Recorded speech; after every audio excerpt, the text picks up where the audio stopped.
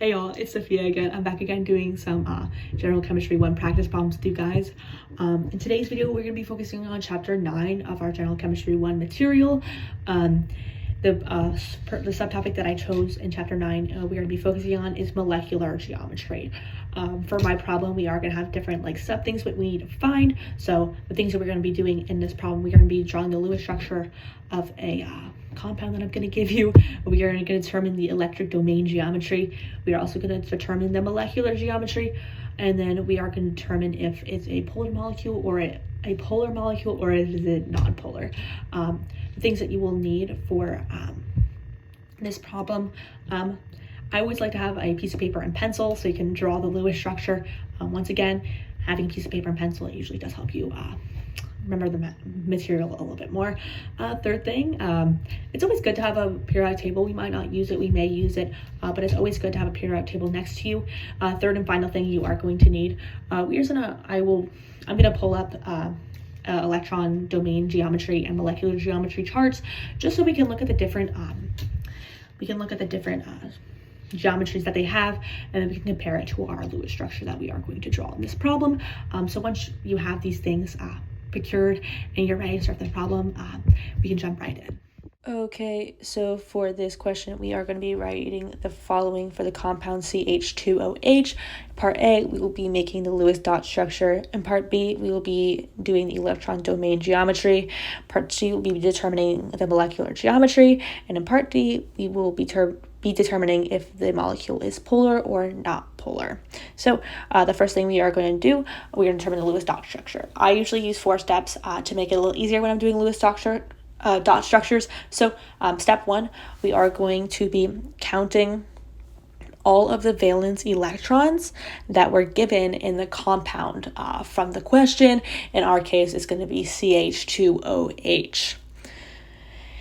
And then for step 2, sorry, I can't spell, but for step 2, we are going to be drawing the skeleton structure for the compound.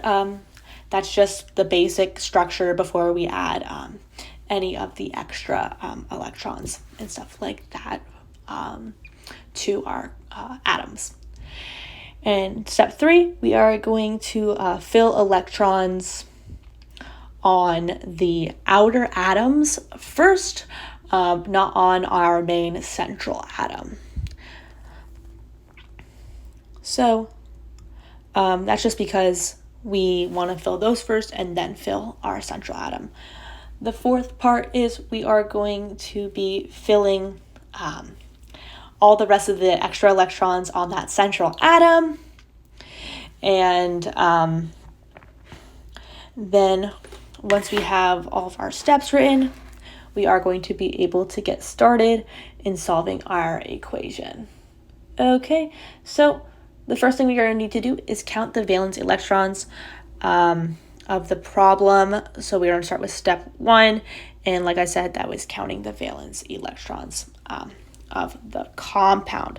So something I do to stay organized is I just like to write it out just so I can see it. Sometimes it just helps me visualize it a little bit more. So I'm going to write carbon, and I'm going to write hydrogen, and then I'm going to write oxygen all under each other in kind of a line, just so it's a little more organized for me. That's how it works best for me. Okay, next we are going to count the amount of valence electrons. We learned this earlier in the year on how to count valence electrons. So carbon, we know that carbon's going to have 4 valence electrons because it's in the thing we learned earlier in the year. Hydrogen, it's going to have 1, but we have 2 because CH2, and then we are also going to add 1 because there's an extra hydrogen at the end. So that's going to give us 2 plus 1, which is going to give us a total of 3 valence electrons for this compound of hydrogen.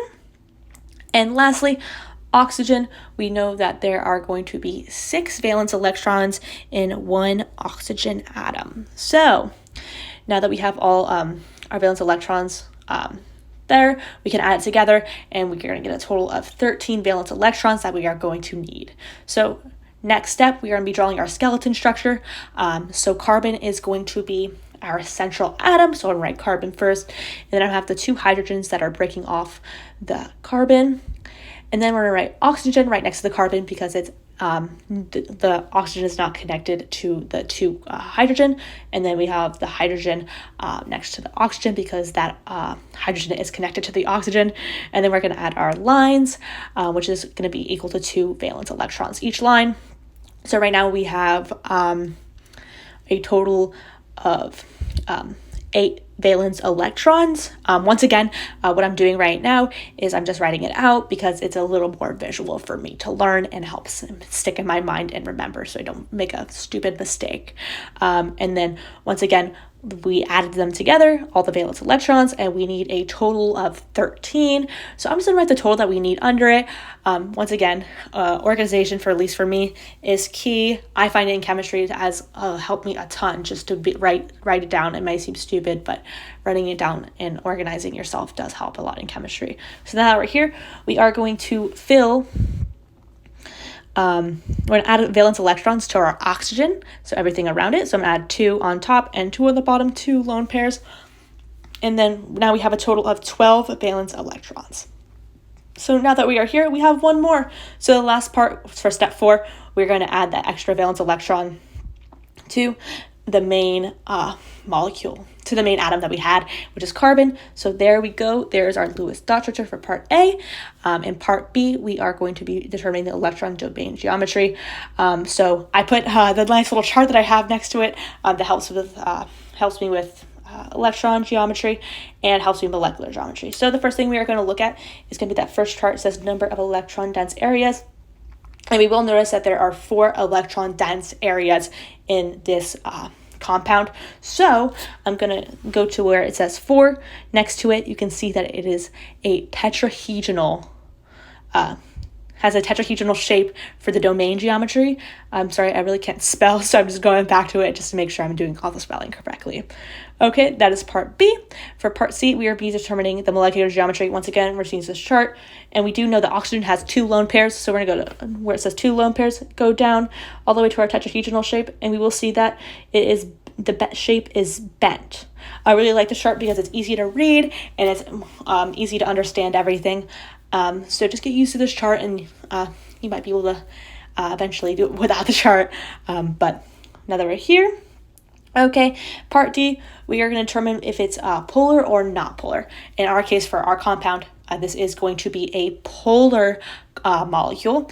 The reason why it is polar is because that oxygen is connected to a hydrogen, and in that case, it's going to be a polar molecule because it's connected to that hydrogen.